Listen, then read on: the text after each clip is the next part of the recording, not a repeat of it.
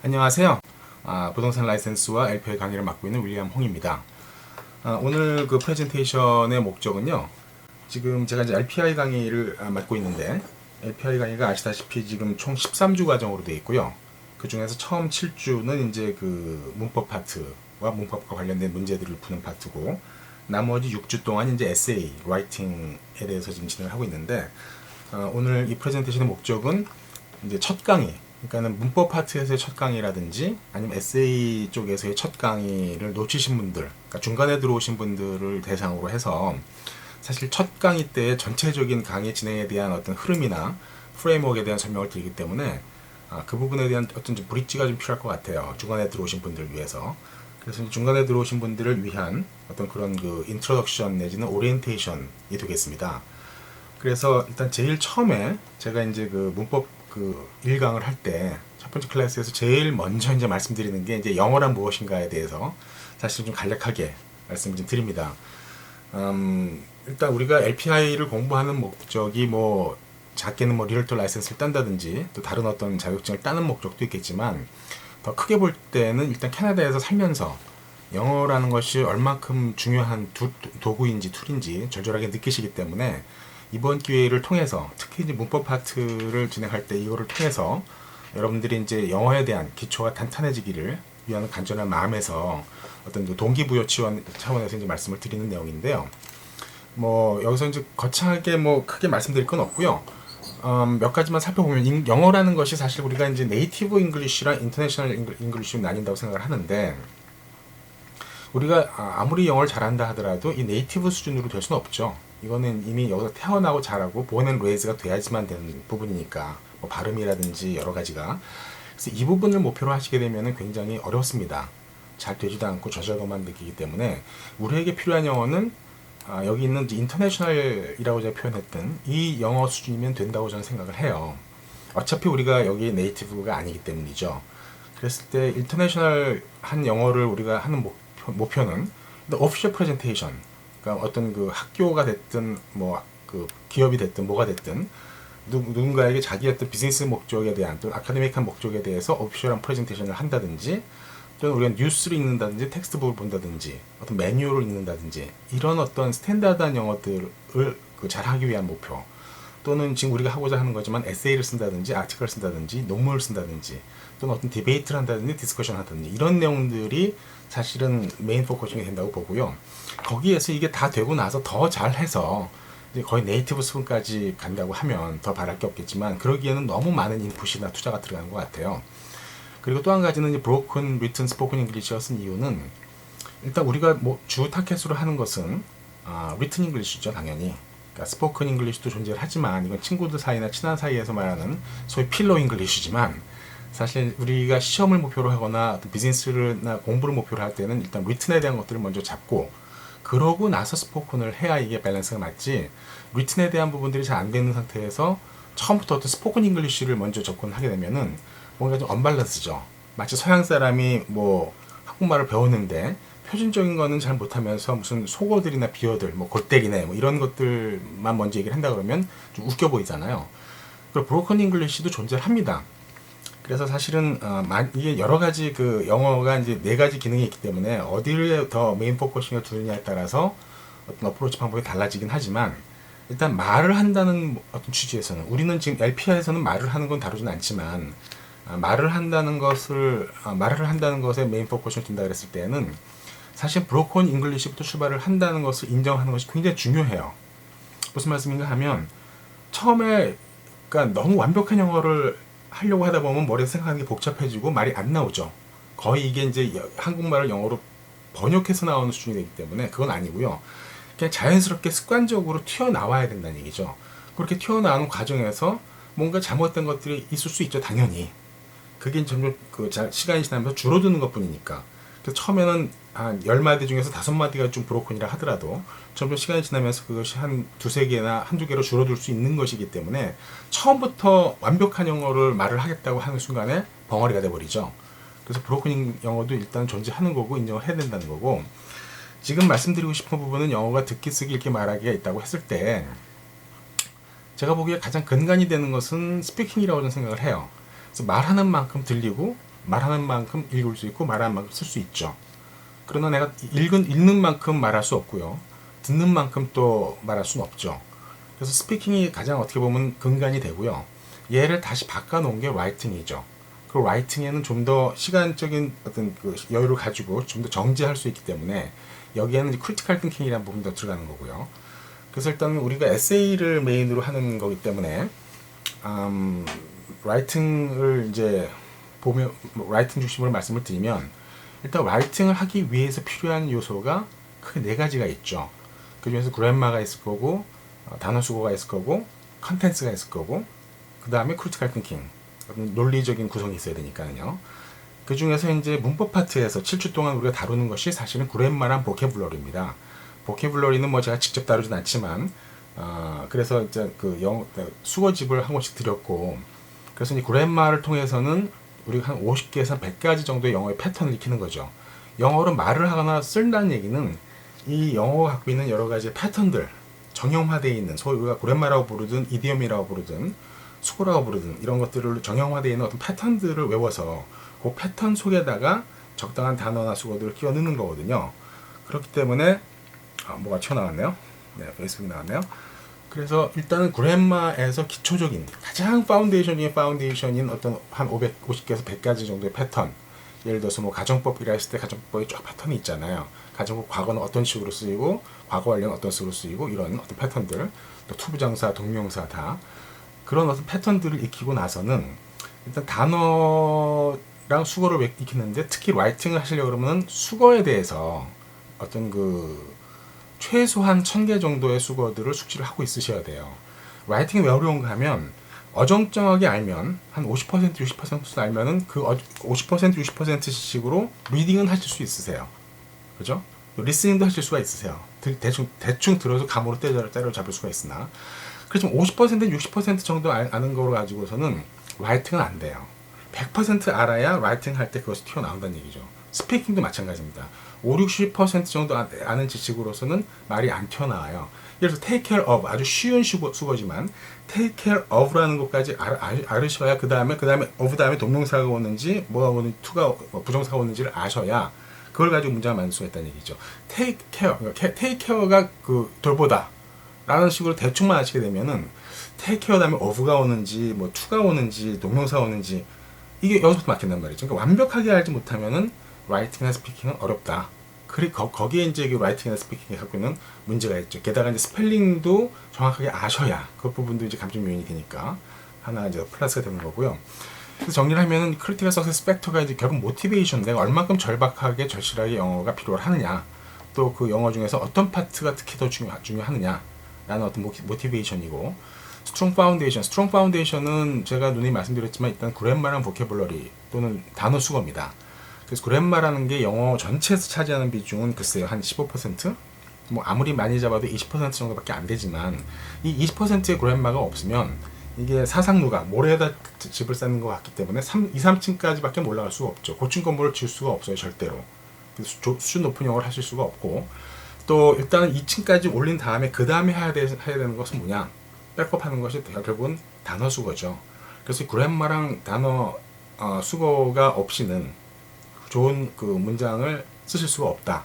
그래서 지금 7주 동안에 제가 주문을 드렸던 것이 그래머는 저랑 같이 수업을 하시면서 일단은 익히시되 이 수거에 대한 부분은 하여튼 최대한 시간을 내셔서 외우실 수 있을 만큼 외우셔라 라는 제가 말씀을 드렸죠.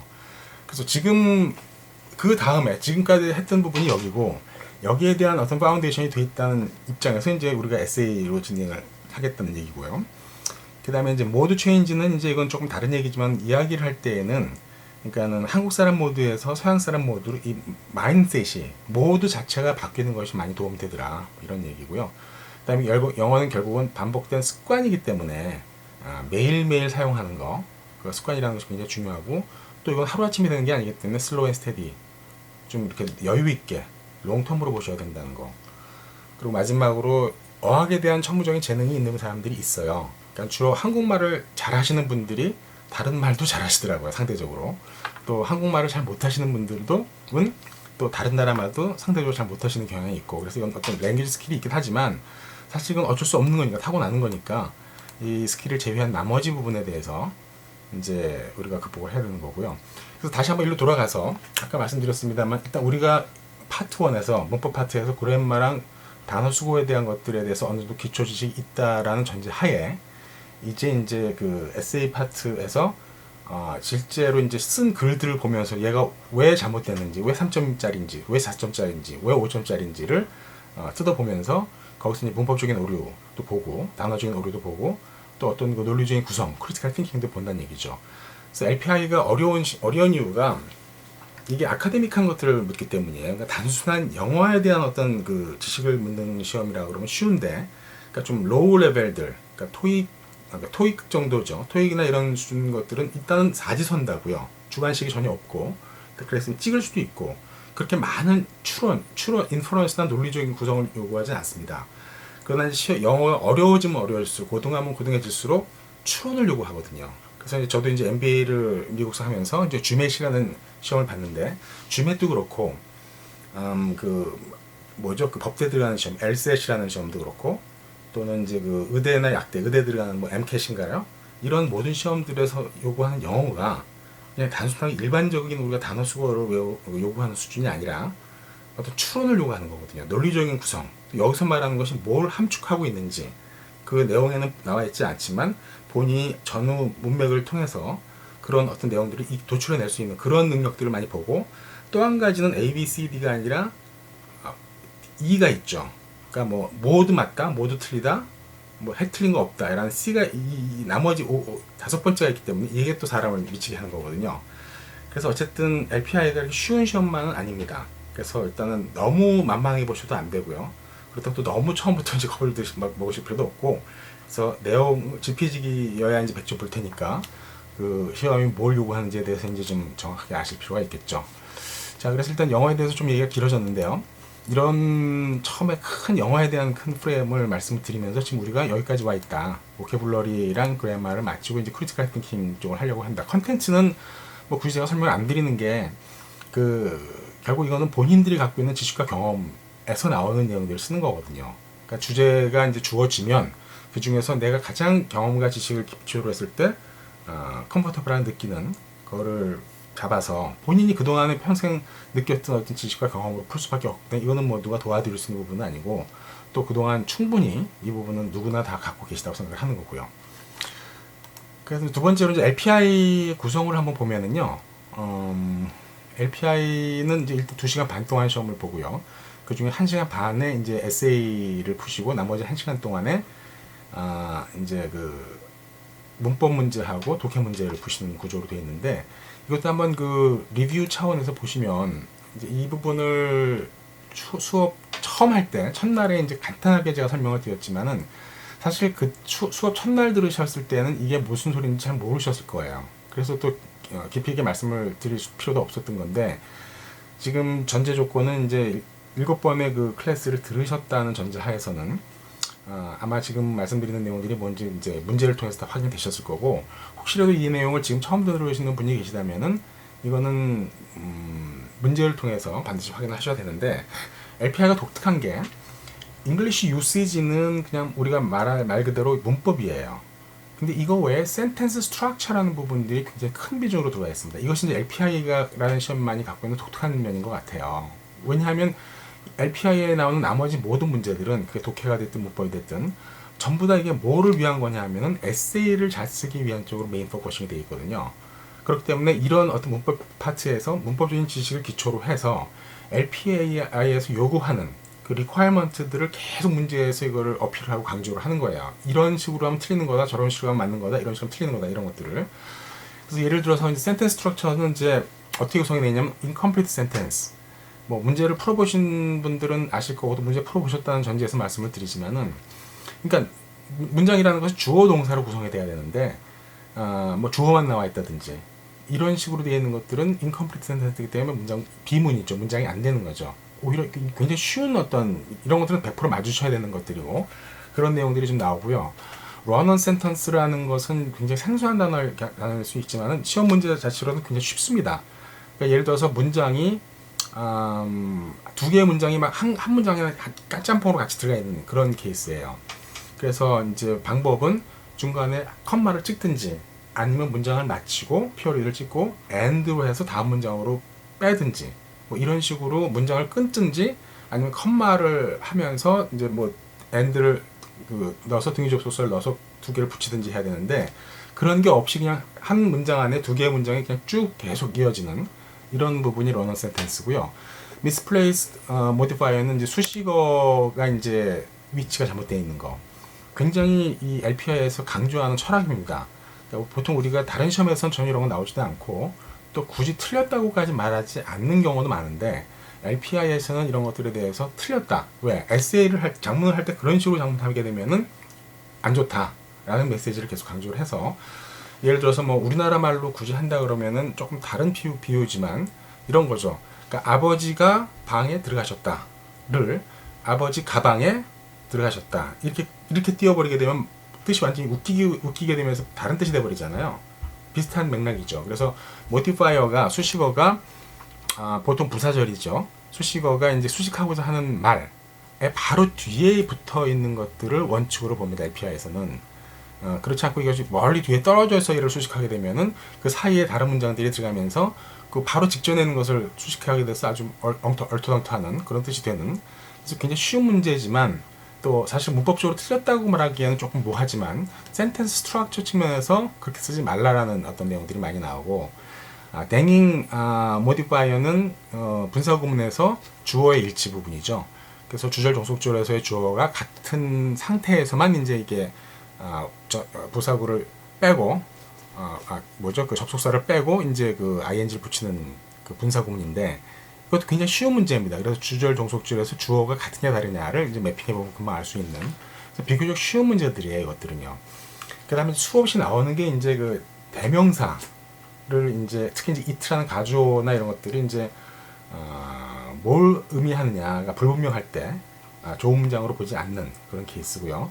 그 다음에 이제 수의 일치죠. 주어와 동사의 수의 일치. 복수를 받았으면 동사를 받아야 되고 단수이면 단수 동사를 받아야 되는 어떤 이런 내용들이고 문장의 병렬 구조, 패러럴 스트럭처도 많이 나왔죠. 동명사를 받았으면 동명사를 받아야 되고 부정사를 받았으면 부정사를 받아야 되고 명사를 받았으면 명사를 받아야 되고 이런 것들이 이제 아주 쉽지만은 자주 나오는 문제였었고 redundant subordination은 이제 가장 대표적인 게 although but 이 두 가지가 한 문장 내에서 같이 쓸 수 없다는 거죠. redundant니까. although가 나왔으면 but이 빠지든지 but을 썼으면 although를 빼야 된다든지 아주 쉬운 문제들입니다. 그래서 이런 것들은 LPI에서만 있는 독특한 문제들이었었고요. 그 다음에 이제 English usage로 들어가면은 이제 어와 더 항상 이제 한국 사람들이 헷갈리는 거죠. 우리나라 말이 없는 것들이니까. 그래서 어나 더에 대한 부분들, 또 단수 복수 명사에 대한 부분들, 그 다음에 이제 명사가 이제 또 그 형태가 이제 그 단수 복수에 따라 달라지는 내용들 이런 것들이 이제 나왔었고요. 그다음에 대명사에서 롱 케이스는 주로 이제 예를 들어서 it's me 우리가 구어에서 it's me라고 많이 쓰지만 it's him, it's me 이렇게 많이 쓰지만 문법적으로는 틀렸다는 얘기죠. 그래서 it is I, it is he라고 해야 되는 게 맞다. 이런 부분들을 계속 강조를 합니다. 그다음에 이제 형용사와 부사 간에 이제 어떤 그 특수한 어떤 형용사나 부사의 용법들이 있잖아요. 그래서 이 부분에 대한 내용들. 그다음에 동사에 대한 것들, 동사 시제라든지 불규칙 동사에 대한 내용들. 그다음에 전치사, 특히 동사 구로서 버벌 프레이즈로서 나오는 그 전치사에 대한 많은 문제들이 나왔죠. 그다음에 이제 관용어들에 대한 표현들도 나왔고요. 그래서 일단 우리가 여기까지 살펴본 게 여기까지고요. 그 다음에 이제 리딩 컴프리헨션 중에서 중요한 것은 섹션 B인데요. 섹션 B는 이제 한 200자 내외의 어떤 짧은 문장을 주고 그것의 어떤 그 메인 아이디어를 중심으로 해서 이제 단락을 2개 내지 3개로 나누고 각각에 대한 내용들을 이제 끄집어내서 그러니까 메인 아이디어가 있었으니까 이제 메인 포인트들이 또 있겠죠. 그래서 그런 메인 포인트들을 끄집어내서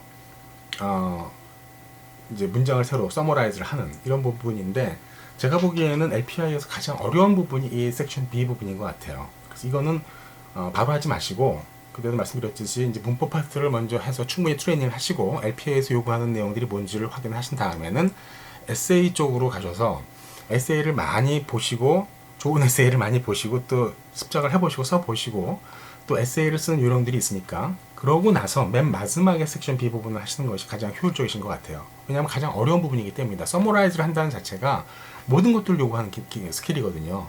그러니까는 문단을 어떻게 끊어야 될 것인지, 그리고 거기에 대해서 키워드들을 어떻게 도출할 것인지 한 다음에 얘를 어떻게 컨사이스한 문장으로 또 서머라이즈 문장으로 만들 것인지, 압축할 것인지 때문에 굉장히 유용하고 중요한 스킬이지만 또 굉장히 어려운 스킬이기도 하죠.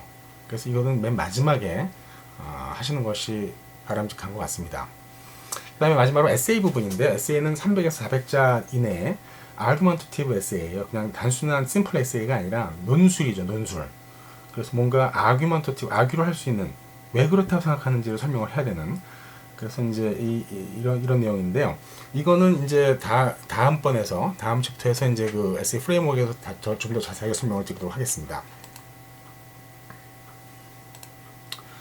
그 다음에 이제 LPI, 그래서 전체적으로는 그 센텐스 스트럭처랑 잉글리시 유스지가 각각 10점씩 20점이고요. Reading Comprehension 섹션 A, 섹션 B 합해서 10점, 20점, 20점입니다. 그 다음에 에세이가 40점 만점. 그래서 토탈이 80점 만점이에요. 좀 특이한 구성체제인데, 이렇게 돼 있고, 그 중에서 우리가 필요한 것은 사실 에세이에서 레벨 4 이상이죠.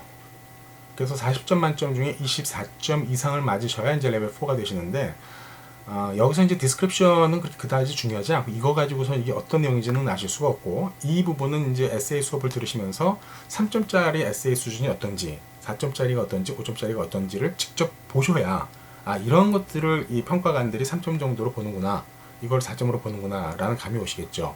그래서 이거는 이제 실제로 에세이 교재를 가지고 풀어보실 수밖에 없고요. 일반적으로 보면은 한국 분들이 그래도 어쨌든 영어에 대한 기초 지식들은 다 있으시잖아요. 또 거의 뭐 한국에서 대학까지 다 공부를 하신 분들이 많으시기 때문에 보통 에세이 3 레벨 3 정도까지는 나오세요. 근데 문제는 이제 3에서 4 올라가는 것이 이제 문제인 건데, 그래서 보통 3 정도는 나오시고, 또 말씀드렸듯이 다음에 또 말씀을 드릴 에세이 프레임워크에서 말씀드릴 어떤 그런 얘네들이 보는 어떤 기준들이 있거든요. 그런 기준점들을 만족을 시키면 일반적으로 3점 정도는 무난하게 나옵니다. 단지 그 기준점을 만족시킨 내용에서 좀 더 그 안에 컨텐츠들을 논리 정연하게 만드시고 문법적인 오류만 줄이시면 4점 맞으시는 거는 그렇게 크게 어렵지는 않다고 저는 봅니다. 대신에 아무리 영어를 에세이를 잘 썼다 하더라도 이 사람들이 보는 어떤 그 프레임워크, 보는 관점들에서 그 체크 포인트들이 다 누락이 돼 있다 이게 되면은 다 감점 요인이 되기 때문에 점수를 많이 잃어버리시게 되겠죠.